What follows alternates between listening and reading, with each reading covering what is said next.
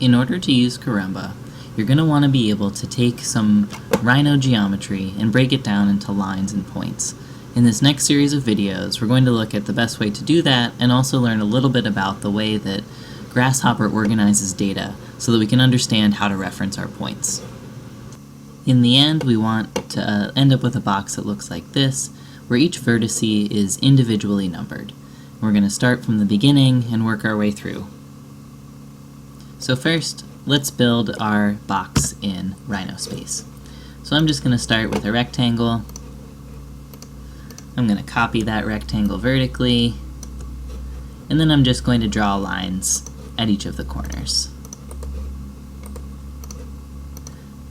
So I have what later in Carumba will be a frame.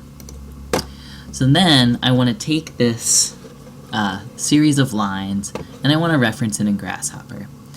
So the first thing that I'm going to do is make a curve component. So I'm going to double click, type CRV for curve.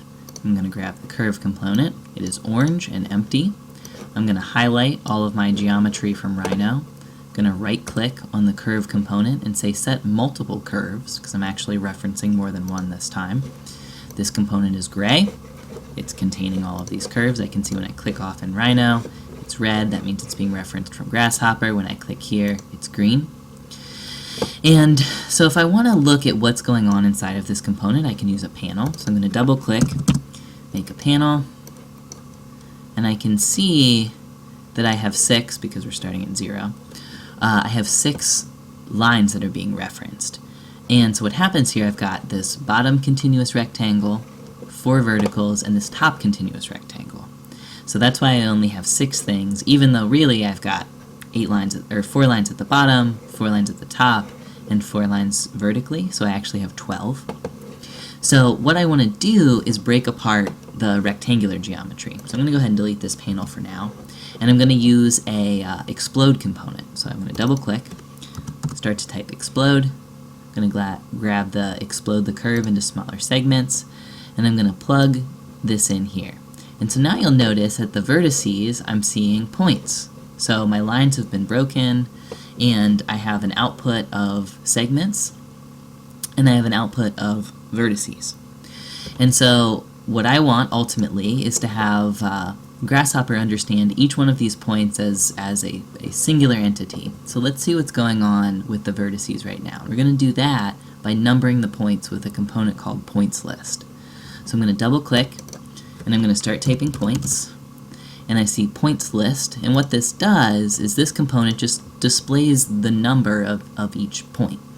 So I go to this vertices output, and I go to this point input, so I'm going to drag those together, and then this bottom input is a size, and I just want to make the numbers big enough that I can see them, so I'm going to put in a slider. So I'm going to double click, and I'm going to put that slider between 0, I'm going to start it at 5, and go to 10.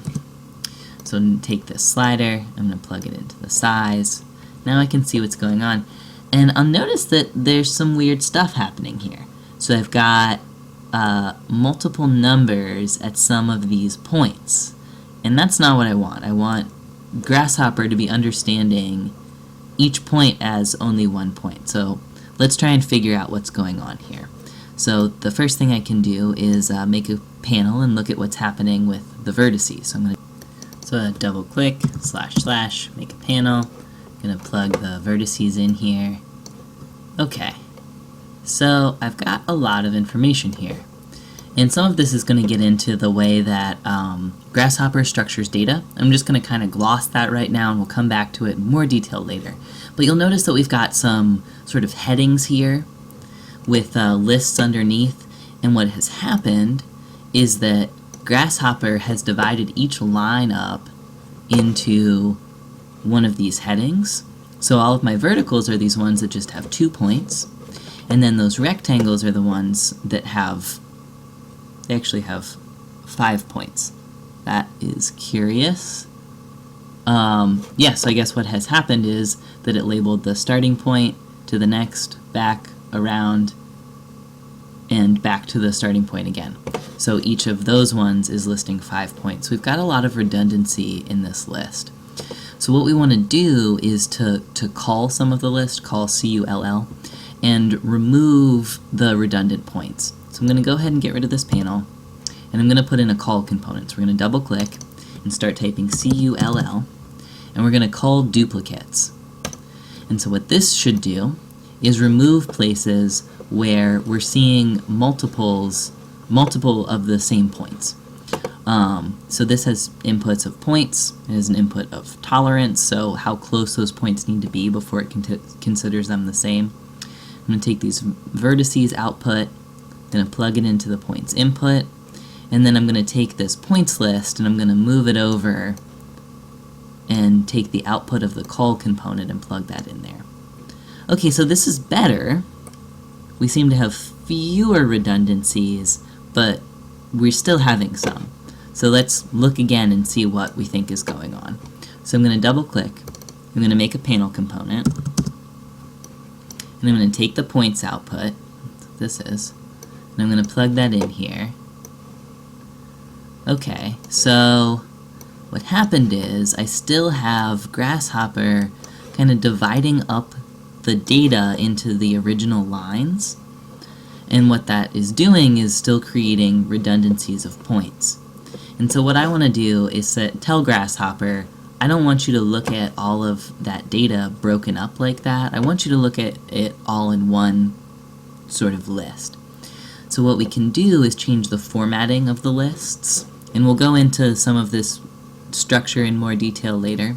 But for now what you can do is we'll take this output and we're going to right click on it, and then you see we've got these options right here: reverse, flatten, graft, simplify, and expression. We're going to ignore that for now. And what these are data management tools. So what they do is change the way that Grasshopper sees the list. So what we want to do here is flatten the list. So where we see all those headers right now, they're going to break down and this is going to become one list. So we'll click flatten, and now you see we've just got a single list of points. And that seems like it should be better, but I still have double numbers over here. So let's think about what could be happening. So I've got my data that's flattened.